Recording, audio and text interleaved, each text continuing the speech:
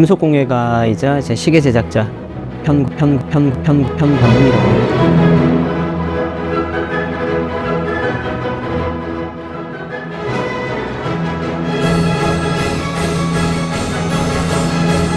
이제 못 가게 됐죠.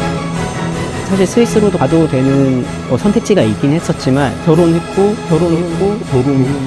독학을 선택할 수밖에 없었던 거고 2년 반 정도의 시간을 한 작품을 위해서 오로지 규바 하나만 연구를 했던 시간이었잖아요. 저 사람에 비하면 그렇게까지 나는 시계에 미치진 않았구나.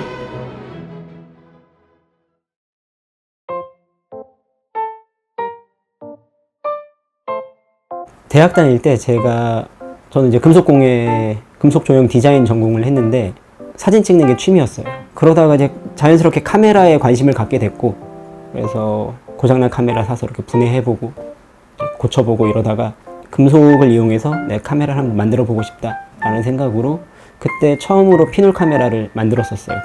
카메라라는 게 굉장히 복잡한 기계 장치들이 안에 들어있잖아요. 근데 이제 제가 그 당시 학교 다닐 때 배웠던 어떤 기법이나 이런 걸 가지고는 그것들을 이제 온전하게 구현하기가 쉽지가 않더라고요. 온전하게 완벽하게 작동하는 카메라를 만들어 보고 싶다는 생각으로 어떤 거를 좀 적용을 하면 좋을까 생각을 하고 있었는데, 그 피놀 카메라라는 게 되게 시간을 오래 열었다가 셔터를 닫아줘야 되거든요. 그래서 그 시간을 체크하는 기능이 필요한데 이거를 전자식이 아닌 기계식으로 풀어보고 싶어서 찾던 와중에 우연히 이제 독립시계 제작자 그 다큐멘터리를 보게 됐어요.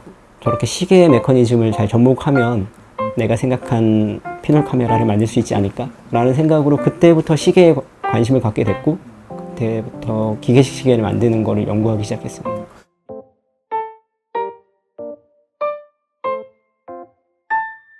그냥 시계 학원 막 이렇게 검색을 해봤던 것 같아요. 그냥 시계 학교 막 이렇게 검색을 해봤는데 가르쳐 주는 곳이 없더라고요, 국내에. 그래서 막 찾다가 스위스에 있는 보스텝이라는 시계 학교가 있더라고요. 그래서 거기다 이제 문의 메일을 넣어봤어요. 거기 들어가려면 어떻게 해야 되는지. 여기 2년에 한 번 사람을 뽑고 한 5, 6명 정도밖에 안 뽑는데요. 그래서 얼마 전에 사람을 이제 신입생이 입학을 했고, 너 오려면 이제 2년 기다려야 된다. 너 한국에 있으면 근처에 있는 일본으로 가는 게 어떻겠냐. 일본에 자기네 그 코스가 되어 있대요. 케이코 미즈노라는 대학에. 일본으로 유학을 갈 생각이었어요. 그 당시에는 이제 그걸 배우러, 사실 국내에서 배울 곳이 없었으니까 막막하기도 했고, 그래서 일본으로 유학을 가려고 했는데 그때가 대지진 날 때였어요. 가려고 마음 먹고 막 준비하고 한 몇 달 있다가 그렇게 대지진 나면서 일본 유학을 이제 못 가게 됐죠. 사실 스위스로도 가도 되는 선택지가 있긴 했었지만 그때 못 간 이유는 여자친구한테 얘기를 했어요. 일본으로 유학을 가야 될 것 같다. 준비를 해야겠다. 라고 얘기를 하니까 여자친구도 그럼 나도 일본으로 유학 가야겠다. 도자 전공이었거든요. 그럼 같이 유학을 가자. 그래서 막 유학 준비를 막 같이 했는데, 그래서 양가 부모님께 말씀드렸더니 그럼 잘 됐다. 그럼 니네 그냥 결혼하고 가면 되지 않겠냐. 그래서 그때 유학 준비하면서 결혼 준비도 같이 한 거예요. 2010년 12월에 제가 결혼했거든요. 결혼하고 이제 신혼집도 안 알아봤죠. 그냥 살고 있던 데 살면서 유학 갈 거니까. 결혼하고 3개월 뒤에 일본 대지진이 터진 거예요. 그래서 일본을 못 가게 됐는데 결혼했고 스위스로 저 혼자 갈 수는 없잖아요, 이제. 그러니까 이제 독학을 선택할 수밖에 없었던 거고.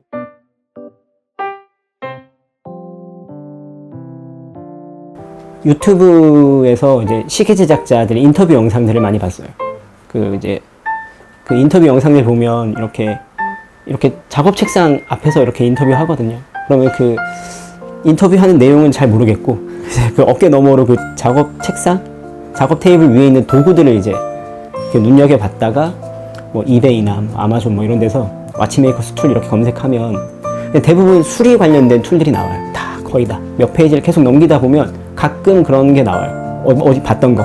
그 어떤 시계 제작자 테이블 위에 있던 거. 이 제작자도 갖고 있었고 이 제작자도 갖고 있었던 거. 그러면 중요한 거잖아요. 둘 다 갖고 있었던 겁니다. 그래서 그런 것들 위주로 이렇게 이베이에서 사실 아무것도 모르는데 그냥 이렇게 낙찰을 받는 거죠. 대부분 근데 낙찰 받을 수 있는 게 그 당시에 뭐 돈이 많은 것도 아니고 여유가 있는 게 아니었어서 대부분 낙찰 받는 게 고장난 거, 녹슨 거, 막 이런 것들을 이제 낙찰 받아서 그게 오면 이제 그걸 이제 다 뜯어보는 거죠. 고장난 부분을 제가 고치고 아니면 새로 뭔가 제가 개조를 해서 그걸로 이제 이걸로 또 어떤 부품을, 시계의 어떤 부품을 만들어낼 수 있지를 이렇게 유추해보고, 뭔가 그런 실험의 반복이었던 것 같아요. 또 유튜브 영상 보고, 또 뭐 어떤 게 있나, 그런 도구들을 보고.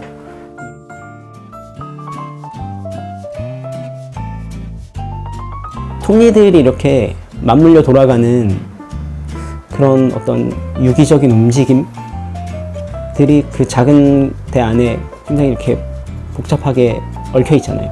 근데 그런 부분들이 오차 없이 이렇게 하나하나 이제 맞아 들어서 움직이는 그런 부분들, 그런 것들이 좀 경이롭죠. 이렇게 그런 안을 자세히 들여다보고 있으면. 그리고 이제 시계의 뭐 역사까지 이렇게 들어가다 보면 그게 그 옛날부터 이걸 만들어 온 사람들이 있었고, 그런 것들이 이렇게 발전해 왔구나, 뭐 이런 걸 알면 알수록 더 매력적인 것 같아요.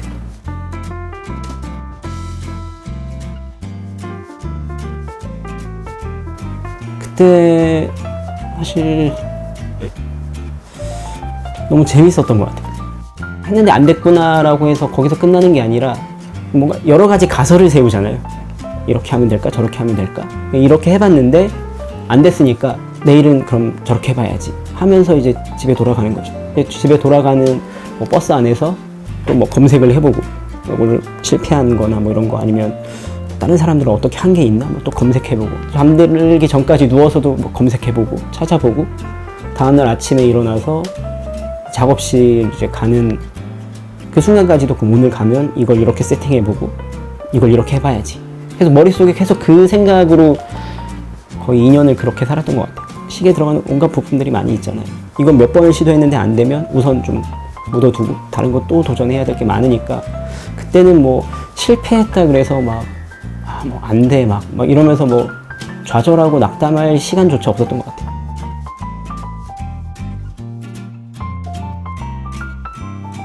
제 이름이랑 저희 와이프 이름이랑 결혼기념일 각인되어 있는 시계입니다. 그래서 이거는 이제 이 시계 자체를 처음 만든 건 아니고, 이 스타일의 시계로는 이제 처음 만들었는데 계속해서 이제 버전업이 됐다 그럴까? 계속 하면서 여기에 먼저 테스트를 해보는 거죠. 뭔가 처음 만들었을 때는 지금보다는 더 투박하고 그랬었는데, 이제 계속 만들다 보면 뭔가 좀 이렇게 더 좋은 퀄리티를 낼 수 있는 방법, 테크닉도 올라가고, 그런 부분들을 계속 여기에 접목을 시켜보고 제가 차고 다녀보고, 그래서 오랜 시간을 함께 했던 시계입니다.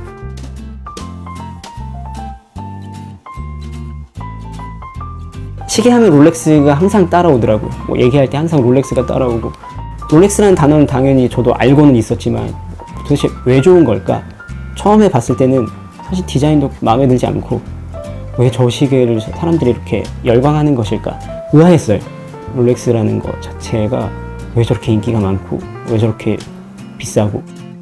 그래서 좀 더 이렇게 알아보게 된 것 같아요. 롤렉스라는 것에 대해서.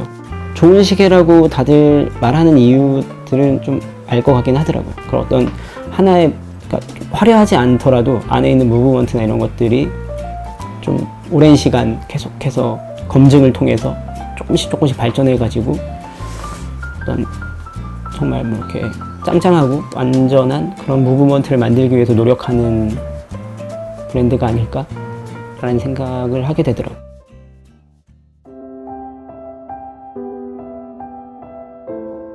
부담스럽죠. 그런 부분들이 사실 처음부터 막 꿈이 막 시계 제작자고 독립시계 제작자 뭐 이런 게 꿈이었거나 뭐 이랬으면 모르겠는데, 사실 시계에 대해서 막 전문적으로 알고 시작한 것도 아니고 그냥 독학으로 뭐 시계에 들어간 시계 부품을 만드는 게 궁금해서 이제 공부를 했던 것이었고, 시계를 만들려고 또 공부를 했던 것도 아니었고, 근데 이제 중간에는 이제 하도 그 시계만 맨날 보다 보니까 내가 시계를 좋아하는 건가? 라는 착각도 한번 했었고, 시계 뭐 매니아들 혹은 시계에 관련된 사람들이 찾아오고 질문하고 막 물어보고, 그런 분들이랑 대화를 하면서 시계에 대한 마음을 좀 접었던 것 같아요. 네, 그냥 되게 부담스럽더라고요. 막 뭐라 그럴까, 그 시계는 막 이래야 되고 막 그 시계에 대한 막 그런 게 있잖아요. 막 스위스 시계가 막 이렇고 막 뭐 약간 그런 그런 사람들을 만나면서 되게 버겁다는 생각을 많이 했어요. 그리고 나는 그렇게까지 막 시계에 막 저 사람에 비하면 그런 열정 막 그렇게까지 나는 시계에 미치진 않았구나. 내 영역은 금속공예구나 라는 생각을 그렇게 많이 했던 것 같아요.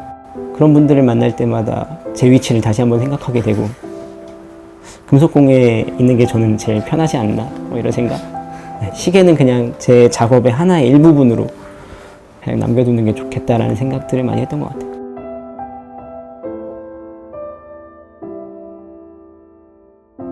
사실 시계 말고도 만들고 싶은 게 굉장히 많아요. 카메라, 시계 말고도 뭐 요즘은 뭐 천체만 원 경도 관심이 생겨서 하고 있는 뭐 오토마타 작업들, 이렇게 날개짓 하는 거나 달리는 말, 뭐 새, 뭐 이런 오토마타 작업들도 굉장히 매력적이고, 그래서 또 그런 것들에 대해서 연구하고 공부하고 있는데, 그냥 이런 것들이 끊임없이 생겼으면 좋겠어요. 뭔가 되게 나이 들어서까지 더 많이 늙어서도 그런 어떤 만들고 싶은 거, 그런 어떤 열정, 이런 것들을 좀 이렇게 불러일으킬 수 있는 그런 것들이 계속해서 남아있으면 좋겠고, 오랫동안 이런 열정을 가지고 작업하는 게 꿈이라면 꿈인 것 같아요.